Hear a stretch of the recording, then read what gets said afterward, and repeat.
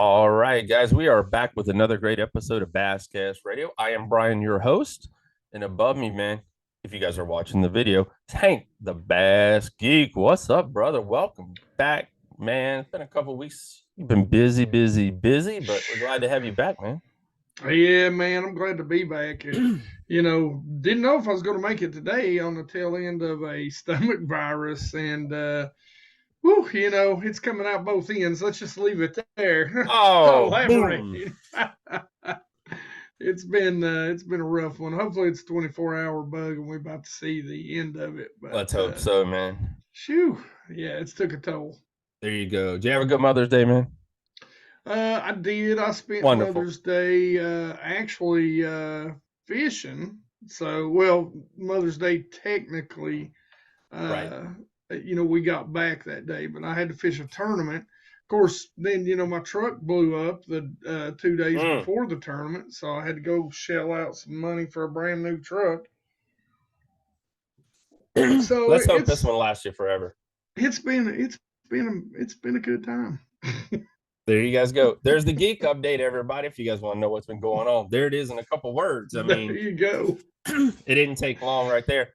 As you guys all know, I hung out with my mom on Sunday for a little bit, Mother's Day, yes. And I actually went nowhere this weekend. I covered no tournaments. I didn't leave the house. We had a banquet to go to on Saturday. But it all changes and turns around this weekend. We'll be heading down to Kerr Lake for the Cat Championship. Guaranteed $10,000. I think it's over 100 boats have signed up so far. I haven't went and looked at the numbers today, but it's over 100. And if I remember correctly, last year's winner took home, after contingencies, everybody, it was close to almost $30,000. Wow. Yeah.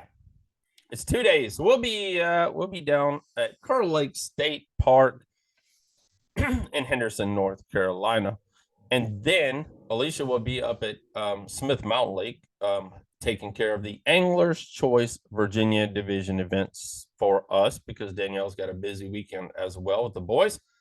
So we're gonna be everywhere again. Like I said, took a little break, but the next couple of weekends we're gonna be back out on the road. So that's what's happening here at the Basscast. I see you've been dropping some videos, Geek. Yeah, we're trying to stay after. We're trying to stay ahead of things. We're finally, I'm hoping, over the course of the next couple of weeks, going to drop the tournament videos. I'm getting used to filming in tournaments, so the first couple of tournament videos probably not going to be super great. It's going to be me telling with a little bit of B-roll. But I feel like we got some good footage this last one. I feel like this last one should be a great tournament. So hopefully they'll be dropping here, like I said, over the course of the next few weeks. Right now, we've got some small companies that we're highlighting. I'm getting into the bait finesse systems. Yeah, I saw that. Demiki sent me a bunch of stuff. Heck yeah. For that. So that should be fun. That's going to be definitely something different for me because I'm a big bait power guy and this is super lightweight stuff. So well, that's cool. Like I said, if you guys didn't check out, that was a Bassmaster Classic video it is more like a vlog video. Yeah. And that's what the tournament is gonna have. It's a vlog and it's pretty freaking cool. Got the GoPro attached to you and whatever else you got recording. And it takes, I know Brandon's like they'll record a tournament 3 days, a lot of footage, and it takes them about a month to put a tournament together. So I mean, to make it cool, to make it where others gonna want to watch, it takes a little while, but that's awesome, brother. We'll look forward to seeing that. Like I said, if you guys aren't following the Bass Geek channel, guys, by the way, make sure you be following Basscast Radio. It's our YouTube channel. You can also follow, if you're just a podcast listener like myself, you can listen to us on all the podcasting networks, Spreaker, Apple Podcast, Google Podcast, Castbox, you name it, Alexa, the whole 9 yards. You can listen to Basscast Radio. So, guys, head on over, hit the like button. it helps us out. I mean, it's nothing. It didn't cost you anything to hit the like button. It helps us, and maybe one day we might make $1. Yeah, maybe. So, guys, we appreciate you all. Thank you for listening to Basscast Radio.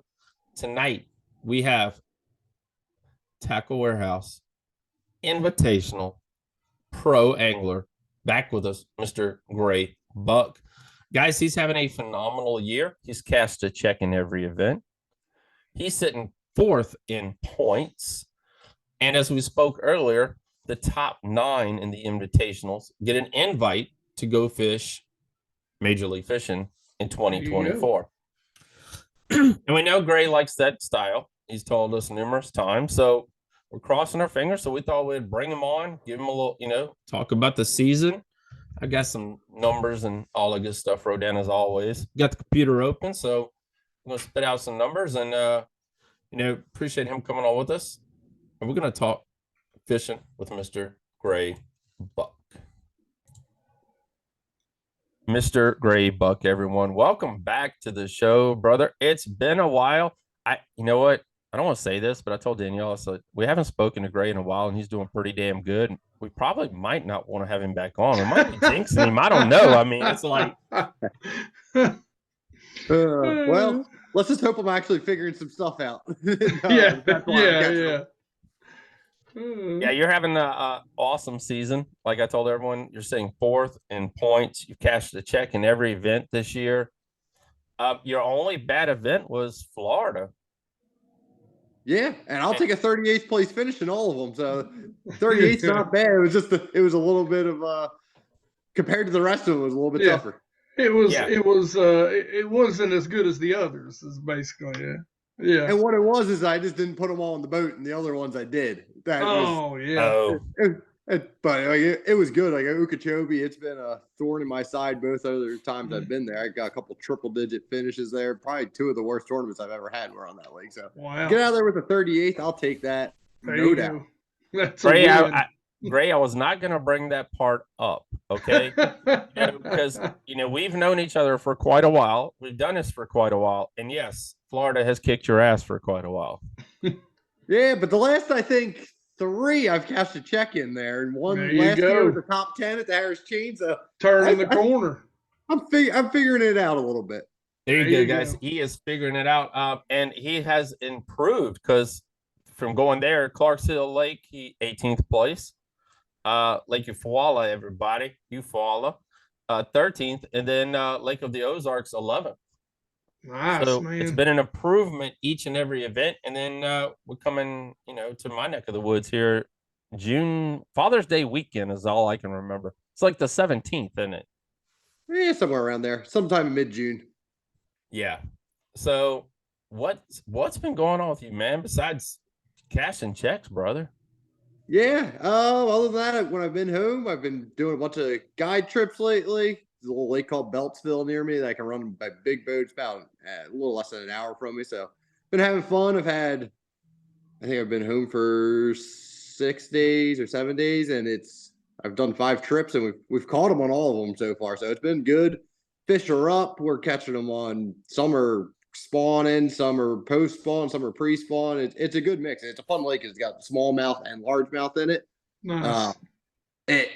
It makes for some fun. Like they don't get giant in there like we do get like the New York ones. But I had a client out the other day, never caught one over 3 pounds in his life. I put a swim bait in his hand. He caught a 6 1/4. It was one of the biggest bass I've ever seen out of this lake. It was awesome. Wow. Holy cow, that's that's almost like the elites last week, that 9-pounder we all got to see come out of the daggone lake. I mean, everybody's catching 2 and 3 pounds and happy as all get out. And I think a 6-pounder was leading big bass overall. And then, we don't want to bring in Mr. Brandon Cobb or nothing like that, but he was leading like big bass for the year. And then that 9-pounder showed up. So, I mean, that's a heck of a bass. That's awesome, though. Yeah, no, it's been good for Pennsylvania. The lake's been showing out. Like it's had some quality. Today we had a 4-pound smallmouth, which is a good one in that lake. Nice. That one was a post spawner. We actually, my bass cat roller that comes with the boat. We threw it on there because it goes over to 18 inches. I knew it was going to be longer than 18. I would guess it was pushing 21. It was as thin as a rail. And I was telling the guy with me today, I caught one 7-pounder in my life. It was on Lake Ontario. It was a pre-spawn fish. And that fish wasn't quite 21 inches long. Just to kind of put it into perspective, like how long this 4-pounder was for him. Yeah. And how fat the one I caught years ago was. So that's wow. I caught one Demiki rigging. He was 24 inches. Oh. And it was 5-pound even though. That's it. You catch that on a lake that has gobies. That's a 9-10 pounder. Yeah, I know. That's what one of my buddies told me. You know, that's down here in South Holston. That's one of those southern smallmouth. You know, they're long and skinny. Yeah. So where can someone? Did you post? Do you have a place where you post like your guide trip photos or anything of that nature? I'll post them on social media, just on Grae Buck Fishing every once in a while. Okay. If you're interested in a trip, go to my website. It's graebuckfishing.com. There's a contact me form, or you can send me a message on Facebook or Instagram too. I get back to everybody. I think I only have like 3 days or 4 days left before I head to the Potomac. So I'm pretty booked up right now, but I could squeeze a couple people in if they're interested. All right. The commercial's over. There we go. Make sure you guys give him a call to take you out fishing. All right. So great season, great finishes. Looking back, you know, I was reading the Major League Fishing little bio that they have about you, and they really talked about 2020. You know, your fishing took off. I mean, it changed. And then I was looking, you know, in, like I said, in 2020, that was the year you finished third in points. And then we dropped back a little bit, but not a lot. I mean, you know, you had, 2021, you finished 58th. In 2022, you finished 12th, right outside the cut. What's changed for Mr. Grae Buck? I think a lot of it's figuring out how to fish down south. Before my first year fishing, I had never been south of Virginia fishing a tournament. I didn't know anything about fishing reservoirs, and that's pretty much everywhere we go down south. Is yeah, one of your guys' little creek arms down there is the size of the lake I'm fishing. Like I'm doing those guide trips on, it's 1,500 acres. It's nothing. So figuring out where there's that much shoreline and usually no grass in most of these fisheries, it just took some time. So it was. I feel like I've just kind of learned what's going on. Have enough experience now to, if something isn't working, I have some fallback plans to have some confidence in it. And I can just go fishing at this point and feel like the example would be Lake of the Ozarks the other week. I went 3 different directions in that tournament, each different day. And I was able to catch them each day. And I was just fishing. And it was just what looked good to me, kind of reading the water. I knew after the first day, I wasn't overly thrilled with going to that clean water and looking at them on beds, because we don't really have a whole lot of that unless it's a smallmouth. And if it's a smallmouth, you can put a bait twice in its bed and it's going to probably bite it on the first time. Yeah. Those largemouth aren't like that. They make you work a little bit. And yes. Then they tend to leave after a day or two. So the ones I found in practice weren't necessarily there. And I just wasn't comfortable. So I picked up my chatterbait. That's what I throw that everywhere I go. We all know that. If there's a bait on his boat, it's a chatterbait. Yep.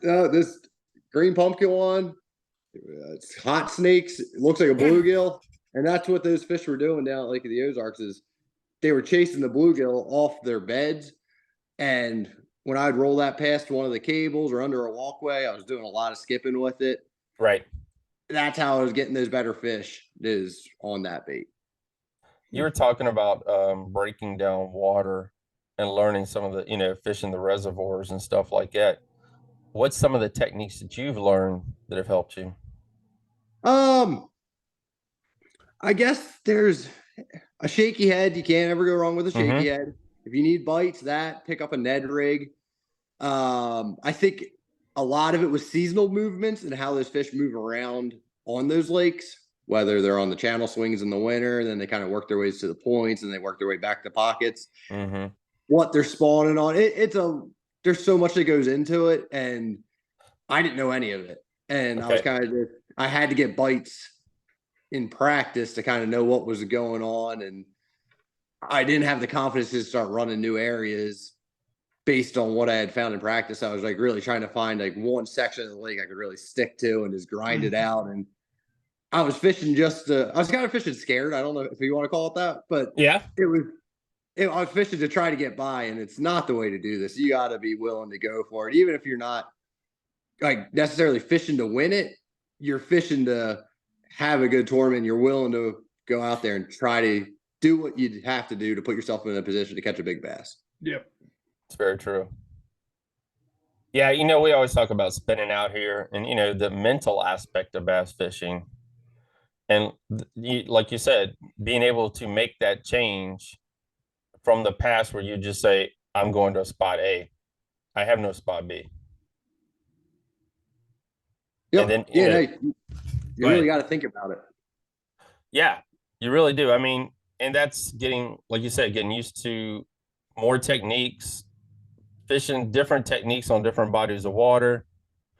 I mean, it's kind of the same way here. A lot of anglers here in my area, and probably as geeks as well, are going to live and die by pretty much one technique. I mean, every now and again, they might throw something else, but that's going to be it. And that kind of separates the elites from a weekend angler. Mm-hmm. No, sure. I think you need to have that one or two confidence baits that you can always get bites on. But when you go to a lake that's got blueback herring in it, it's not necessarily going to work there. Or you go down to Florida and well, chatterbait's awesome down there, so I'm all right there. But there's certain places that you got to really be willing to adapt to it, what's going on that week. And you can't always fish exactly how you want. You got to fish the actual conditions and the lakes. But if it's not working, doing what is supposed to work, go back to what you're confident in and just kind of stick with it and grind away. Because you're going to get bit on it sooner or later. Now, you've been playing this game for quite a while. What do you think's been, changing for you over this time? Because I'm looking here, Tackle Warehouse Pro Circuit, you fished that in 2017 is when you started. Before that, you did some Toyota Series championships, and in 2013, you did the Toyota Series Northern. So Grae's been around quite a while. $439,000 you've won so far. What do you think has changed throughout your fishing career that's helped to make you a better angler? I would say the biggest thing is just experience, because coming out of Penn State, I fished for the college team there. I forgot about that. Yeah, I've got to go even further. Truly, I didn't know what I was doing back then. Like, I think the first time I ever tied a drop shot on was my senior year in college. I don't know if I'd ever caught one doing it. And then 2 years later, I go up to the Thousand Islands for the BFL Super Tournament, and I catch I think I caught 50.5 pounds on a drop shot in 2 days.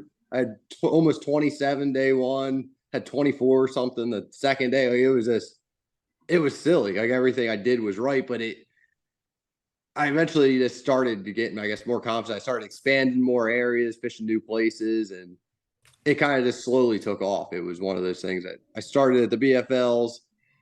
The first year, like I said, I won that super tournament. The second year I fished, I won a regional, which was, I think after I sold that boat, it was like 60,000 I had won. And that was what really gave me my opportunity to move on to the next level. Because I didn't have the money otherwise to think I was going to go fish the Toyota Series. The job I was working at, I was making, I don't know, 35,000 a year, which isn't enough to play the fishing game, unfortunately. No. Like, it's so expensive to what we do. So with that win is what let me kind of take that next step. I went and fished the Toyota Series, and I guess they were the Coastas at the time or whatever they were called, and the Bass Northern Opens. And I was trying to either qualify for the Elite Series or the at the time FLW Tour.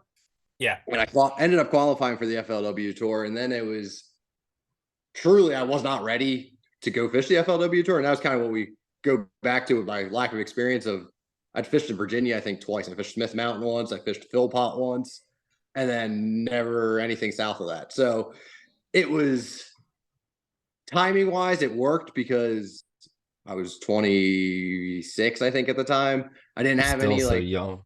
I didn't have a mortgage at the time, and I didn't have like just crazy bills. basically had my rent I had to pay for that my wife and I were living in an apartment, but it was manageable. So timing wise, I had to do it if I was going to do it. I felt like, and I'm glad I did. It was a little frustrating the first 2 years, 3 years when I would have a really good tournament and then I would struggle and throw up a triple digit finish, and then I would have one or two decent ones again, and then I'd throw up another triple digit finish. I just didn't have the consistency in my game because of my lack of knowledge. And looking back on it, if I wanted to do it the right way, truthfully, probably that first year I should have gone and fished the FLW tour as a co-angler and traveled the country, fishing with some of the best guys in the country, like really learning what was going on. Right. But at the time when I was thinking about it, I didn't think I had that much time to waste or work through, I guess, however you want to say that. I was trying to get this off the ground as fast as I could, the whole fishing career. So looking back at it, I don't regret anything. I'm really glad I did it the way I did. If I was telling somebody else if that wanted to do what I'm doing now, that was in my position, fishing from the north, never been south, I would say jump in some Toyota series down there, go fish the Southeast division, go fish some of those Texas divisions, and really try to broaden your horizons before you take the plunge. It'll save you a lot of money that way. I can promise you that. You're not going to be losing $5,000 at a time in an entry fee, but I'm thrilled with how things keep going, and hopefully I can have 2 more solid finishes this year and make that Bass Pro Tour. As we all know, you've mentioned it very many times before, you do want to fish the Bass Pro Tour. So, I mean, you like that format, and you fished it a couple different times in some different events. So we hope you make it. What has helped you? What's helped you, like I said, through those ups and downs and the valleys that you've had to go through, man? I'm a generally positive person. You are. Even when it was bad, like I would get frustrated with myself, but between I think being positive and I'm pretty good at managing my emotions and keeping things kind of pretty steady. I try not to have too high highs and too low lows. You got to enjoy the good ones because you never know how long until they come back around or if they're going to come back around, but you got to move on from the bad ones too. You can't just dwell on it. You can be mad about it for a little bit, maybe the drive home, kind of talk through with some buddies about what happened, what went right, what went wrong, and then try to get ready for the next one. And that's one thing I know I do is if I have a bad tournament, that next one I am 10 times hungrier than I was at that one. I just I struggled in. So I kind of consider you Patrick Walters of Major League Fishing because Patrick's always happy, until he did really bad a tournament ago. We saw some videos from that, but Grae's always positive, uplifting, and I don't think I've ever seen you mad, dude. Yeah, I don't get mad too often. I don't get mad too often. That is awesome. Like I said, you're 4th in points. 2 more events left. Like I said, we're heading up on the Potomac. You've had a little experience there. You've been there 3 times? I've been there 3 times for, what was it? 2 times for MLF Pro Circuit or FLW Tour. Once for a Toyota series that time of year. And then I fished a couple other Toyotas and BFLs. And I grew up fishing club tournaments there. I know the place pretty well. I know the general areas it should go down in. It's just a matter of making sure I put myself at the right spot, at the right tide, and put the right fish in the boat. We think you can do that. Yeah. Doesn't sound too hard, right? Go out there, catch 5 4-pounders a day, and I'll be happy. There you go. What do you think? You think it's going to take 20 pounds a day? Definitely probably 20, ain't it? Nah, it won't take 20 a day over 3 days. It'll be just under that. It'll probably be 18 and a half, 19 a day. But I think you'll need to pop a 21-pound bag and then back it up with a probably 16 and maybe another 18 or something like that. It's fishing strong though. Have you guys seen the weights this year? It's been kicking them out. Yeah, it's fishing real strong this year. Yeah, I haven't. I'll be honest. I haven't really paid attention to what's going on until I usually go up there. So, yeah, no, there's been a lot of bags over 20 pounds. Back in March, there was quite a few that were pushing like 24, 25. I went down pre-practice probably 3 weeks ago now. Okay. And I was just checking out the grass, seeing where it was growing, where it wasn't. And I caught the biggest largemouth down there I've ever had. It was just over 6. Oh, wow. Had a Nice. 5, some 4. Yeah, like the place is healthy. It's definitely getting right. Well, guys, the tournament's only a few weeks away, and it's actually, if I remember correctly, it's a month away. I was told, yeah, June 17th. I think it's what someone told me, because I was asked if I was coming up, and I'm like, well, what's going on that weekend? I said, I usually try to get to one a year. And actually, this year, we actually have a local angler who lives down the road from me. It's fishing with you guys. So I thought I'd get up and, get to see him walk across the stage and hopefully hold up some fish, as well as getting to see everyone. And, John Cox usually there, you're there, and it's a bunch of other anglers there. Like I said, 4th place, you've had a great season. You showed us one of the baits that you had that's been helping you throughout the year. Are some other confidence baits that, that you've put in your arsenal in 2023 it's helping you cash these checks? You know what? There's one company I started working with this year called Buckeye Lures. I'm sure you guys have seen their mob jig and all that. Yep. And it's a bait I've never threw before this year. And it's quickly rose to the top of my list. It's the G-Man ball and out jig. I've been throwing it at 3/8 and a half. And it's just that standard little round ball head. Yep. It got a really good hook in this thing. Like, you cannot open that up. Good weed guard in it. I usually trim it up a little bit when I'm fishing a tournament. And then this one's like a peanut butter and jelly. I'm putting a Z-Man turbo crawl on the back of there. And I started off fishing this thing back in the winter. When I started working with them back in like December, January, February, I started walking a couple local little lakes near my house. Yeah. Where I wasn't taking the boat out, but I was just walking the bank. They had some channel swings that hit them, and you could drag this jig around out there. And I caught a 6.5 and a 4.5 the first time I ever went out with it. And I was like, that piqued my interest. I was like, that's 2 giants for Pennsylvania. And I'm like, man, I got to really lock that thing in my hand. And I've been using this all year. Lake of the Ozarks, day 1 at the last hour, I caught a 4-pounder. Or oh, wow.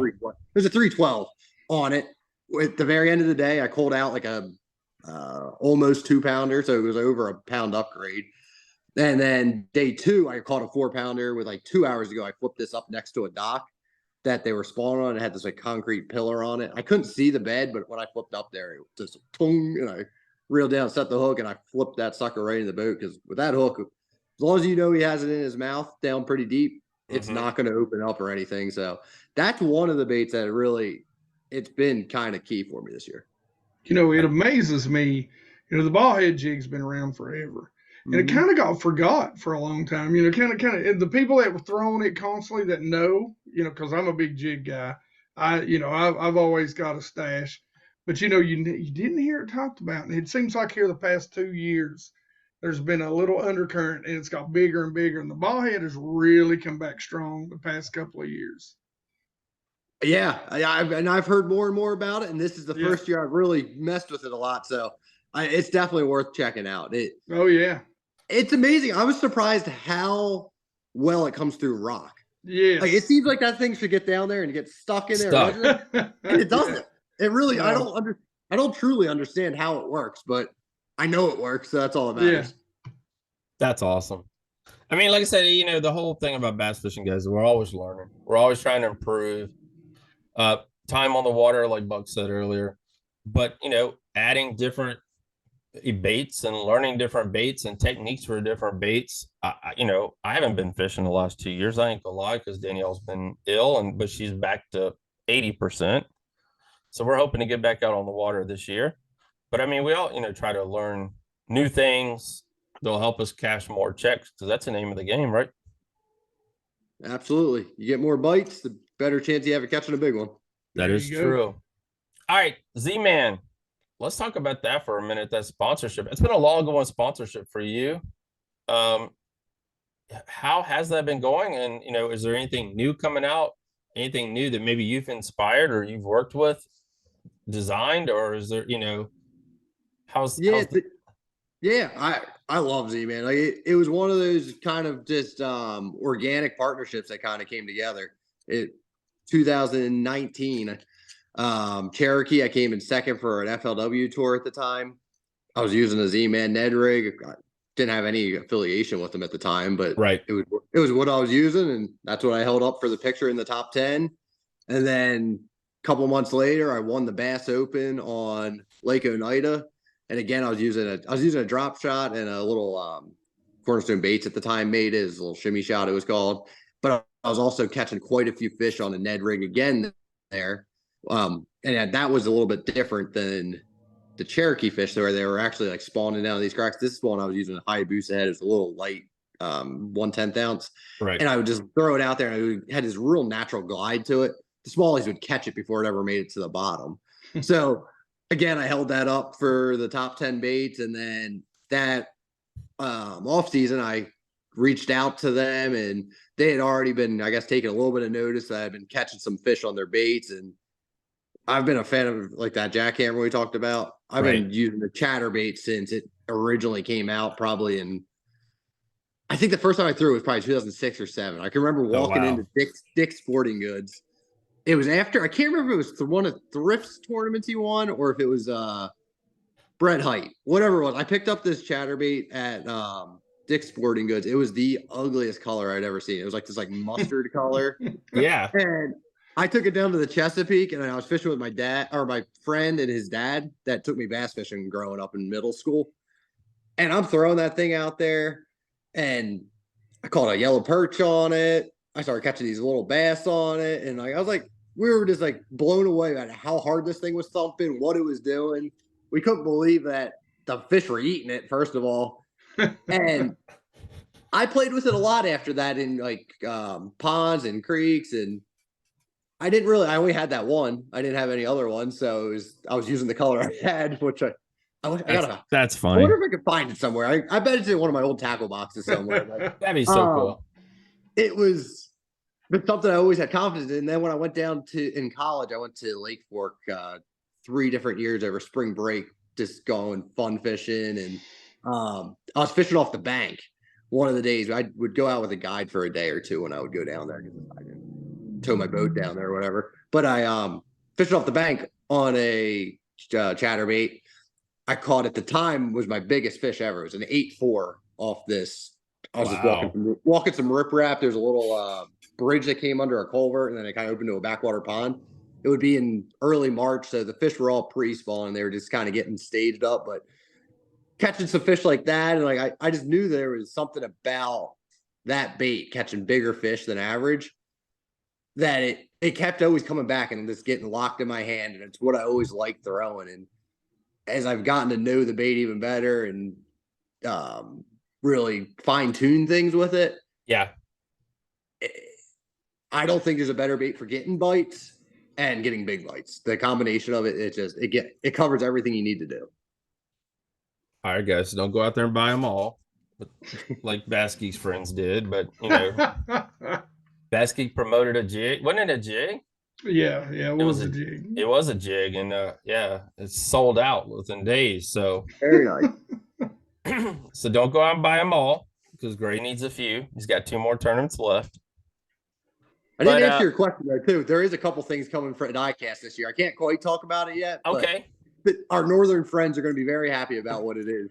So we got a photo shoot coming up and a video shoot we're going to be doing here at the beginning of June. All right. I know that color right there would probably help me out in my last tournament. That's a good looking color.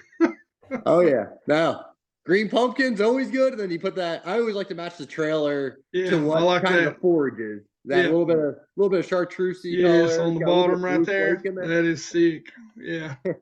I know I'll be buying some of those. That's awesome. And the razor shad. Look at it. You can't rip the tail off. This is the one I actually used in practice at Lake of the Ozarks for 3 days of practice. I never changed the trailer once. The tail stayed on it the whole time. I was skipping this thing under docks. I bet you I caught. There's not much of the skirt left at this point. Yeah, I probably caught 50 of them or more on it. And it's pretty funny that you pull that out because me and the two guys I travel with, we had a lengthy conversation about spawn to postpone and that bluegill colored baits. It was something. It's pretty interesting. Yeah. And you know what? Something about Lake of the Ozarks. I actually didn't start off throwing that one in practice. I started with a white one, or it was actually and clear water shad. It's kind of like a more translucent color because there was a lot of shad swimming around, and they didn't eat it at all. Yeah.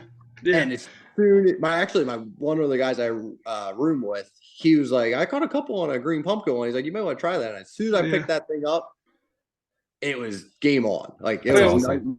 I've thrown the same places. It was unbelievable. It was kind of the same way with us. I'd thrown a buzz bait and had a white toad on it and a black toad on it. My buddy is like sending me pictures and he's just slaying on a buzz bait. And I'm like, what are you throwing, dude? And he's like, he goes, I'm throwing the same buzz bait you're throwing. It's just got a green toad. And I'm like, he goes, yeah, I like to do that because it's like there's a lot of bluegill and stuff up. And I'm like, yeah, no wonder. So that just kind of sparked the whole conversation. I think everything I threw after that was in some sort of bluegill pattern. Very nice. And it worked. So. All right, let's roll on here. I only got a couple more questions for you, Grae. Like I said, we talked about the season earlier. I mean, it's an awesome season. It's been a few years since you've had this great of a season. What do you think mentally has kept you in the game this long, man? I mean, I'm not saying you're old by any means, but you have had a long career in the world of bass fishing already. I mean, you're looking a decade. Long career for a young man. That's what he's saying. Yeah, long career for a young man. I like it. I don't know. I just like catching fish. I think is what it really comes down to. I don't care what I'm fishing for, honestly. Like I could go out there and be catching trout or fishing in the ocean or whatever. I just have to have a rod in my hand, and there you go. This is the way I figured out how to make money doing it, and people are willing to pay me to catch fish, and I seem to be doing all right at it. I figured out how to catch these bass, so I'm kind of just running with it, and there's nothing else I'd rather be doing for a career. So I'm just going to keep doing it. Hopefully I keep catching them, and if I can keep working my way up and make hopefully a decent living doing it. So you got 2 more tournaments left. What do you think you're going to have to average? I've done a little bit of math on it, and coming into the year, I wanted to average a top 30 in each of them. And I'm going to stick with that goal. I want to come in the top 30 in the last 2 in both of them. I want to cash a check in both of them. I want to get a good finish in them. If I take care of business down at the Potomac with the top 30, it'll give me a little bit of wiggle room. And strategically, I'll probably fish the Mississippi a little bit different, being a little more conservative, as in I will not most likely leave pool 8, which avoids the locking. Last time I was there, I went up to pool 7, and I liked how it fished. I liked how everything's set up. But with that barge traffic out there, you can't risk not getting back. And because at that point, if I can pull out a top 30 at the Potomac, I'm going to be sitting pretty good. And that's the only thing that could stop me, is either breaking down or not making it back in time. So I would think I would spend all 3 days in practice in pool 8. There might be one spot I gotta go check in 7 just because it was really good. If I make day 3, maybe I go up. But you gotta check it, man. You gotta check it. Even though don't I know. Don't change what's got you here. Exactly. And there's the water level. I gotta pay attention to that. It's really high right now. I've been keeping a little bit of a tab on it. When we were there a couple of years ago, it was fairly low. I know the elites, I think it was even lower last year for them. Yeah. So it's going to be like going to a whole new fishery again. And I have a general idea how to get around, but there's definitely some stuff that I'm going to have to learn. But first thing to do is take care of business down the Potomac. There you go. All right, guys. The date for the Potomac is June 17th through the 19th. All right. I just looked it up, make sure. So come on out. It's Smallwood State Park, isn't it? What it's called? It is. Yeah, it's called Smallwood State Park. It's a beautiful park, guys. I mean, it really is. I I mean, if you're just looking, come on out there, watch the weigh in. I've been up here for a couple of them. It's a great place. I don't know, it's just beautiful. And if you want to go fishing, I mean, heck, they got a little pier you can walk around on, a little dock area and all that stuff. So come on up June 17th through the 19th. And like you're just saying, the Mississippi River, it's going to be hot. It's July 25th through the 27th. And it's going to be some dog days of summer on top of that river. The river might be boiling. I mean, it's going to be hot. Frogs should be playing that week. So there you go. So guys, root them on. 2 more events left. We wish you the best of luck in the rest of this year. Hopefully, you will get your invite to fish Major League Fishing in 2024, brother. Yeah, thanks for having me. It was good catching up with both of you. And, yes. Hopefully, I'll see you down at the Potomac. All right. Anybody you want to thank, sponsors, etc., before we wrap it up? Yeah, no, I have a great group of sponsors I've always worked with locally. Landis Block and Nice Creek's been my title all 7 years I've done this professionally. Yes. So that's huge. I couldn't do it without them. I really like working with this local companies. I got a couple of them. Univest Bank's one of them. John Construction, they've been awesome.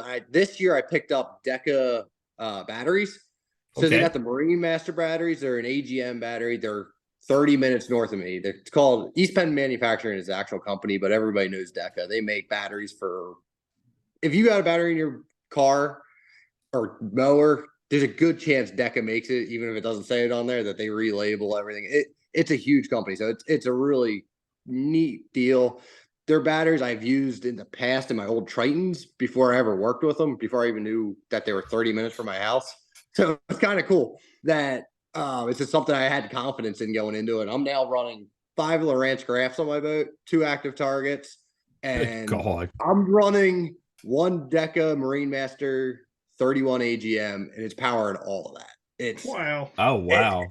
It kind of scared me as I kept adding more stuff on, and I have not been able to kill it yet. So there's something to be said there. And I think their batteries, each one, depending on where you get, retails right around $250. So it's not completely breaking the bank. It's an expensive battery, I get. They're but good it's going to batteries. last. Yeah, it's not going to be one that you get 1 or 2 years out of. They're sealed, so you don't have to worry about topping them off with water or any of that. It really is the best battery in the bang for your buck. It's awesome. I'm happy to, if you guys have questions about them, shoot me a message on any of my social media pages. I'll talk to you about them all day long. But other than that, if you check out my social media, you'll see plenty of my sponsors. I try to promote everybody as much as I can on there. And I just want to go fishing. I love fishing, and I kind of talked about that earlier, and I can't wait to get back out in the water. All right, guys, head on over, follow Grae Buck Fishing, Instagram. You did do a YouTube channel. You still got the YouTube channel relevant? YouTube channel as well, because he highlights his tournaments, and Grae goes into like each single day is a video, guys.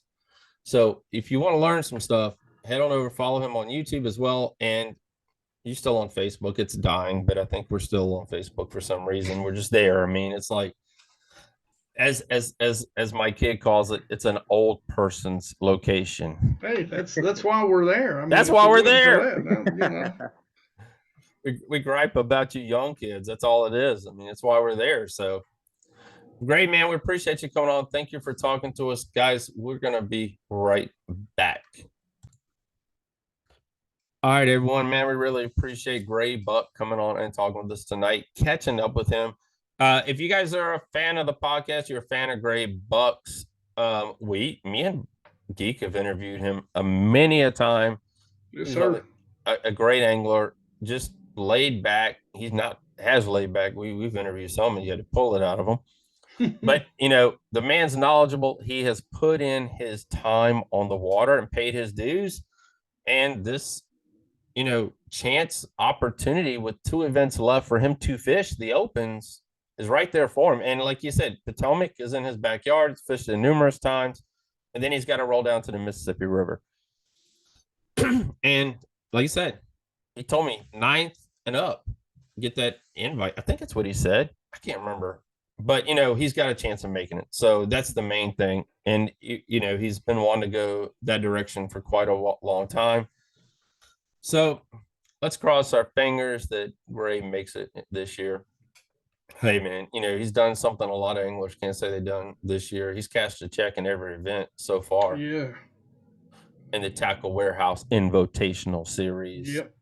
So all but one tournament too, top 15s. Yeah. So, and like you said, Florida has had his number, and I know that. I mean, like I said, we've been doing these things for quite a long time, and Florida has had his number, and with 38th place finish, that was pretty freaking good. And he still got a check. He's right there on the bottom, but he got a check. So a check's a check. There you go. Money's money. It all spins. Guys, don't forget about this weekend. We got a Bassmaster Open going on. We've got the Major League Fishing Bass Pro Shop series going on. And then next week, we're back to another elite event. So it's getting pretty crazy again around here. I'll be, like I said, guys, I'll be at the Cat Championship. So stay tuned to the basscast.com for that. And then Alicia, like I said, will be covering the Angler's Choice event. Go pre-register, get signed up for both of these events. If you have Angler's Choice, you ain't got qualified, but the Cat Championship, you have had to qualify. So get signed up, and we look forward to seeing you all there. Geek, what's on the docket for a Geek? I don't know, man. I've got another tournament coming up. I think it's the 13th of June. Okay. On the Barron River. All right. So hope that's going to be a good tournament. I know it should be a tournament. I don't want to say exactly what I think, but it's something I really like to do. All right. So hopefully we'll be there. I've learned a lot in these tournaments this year, but and have enjoyed it thoroughly. We're gonna have but to other interview. than that, man, we're just gonna go do some fishing, man. Make some videos because it's about to get summer fishing, which is what I love to do. So we're gonna be on some ledges. We're gonna be throwing deep cranks, deep swim baits, big spoons. You name it, man. We're gonna go do that stuff. That's what I love to do. Speaking of chatterbaits, we're gonna throw them big chatterbaits. I mean, those 1 and 1 ounces, ounce and a halfers.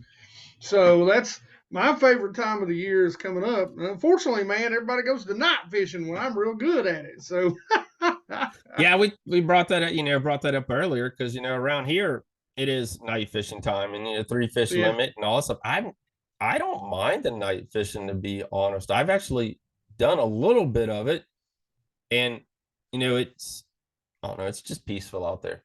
It is. It very much is. Something that I'd like to do a little more of, but videos don't make for good videos. Not in the dark. So you better get good at fishing during them hot days of summer. That's what I enjoy doing. All right, guys. Appreciate everyone listening tonight. Thank you again for Grae Buck coming on.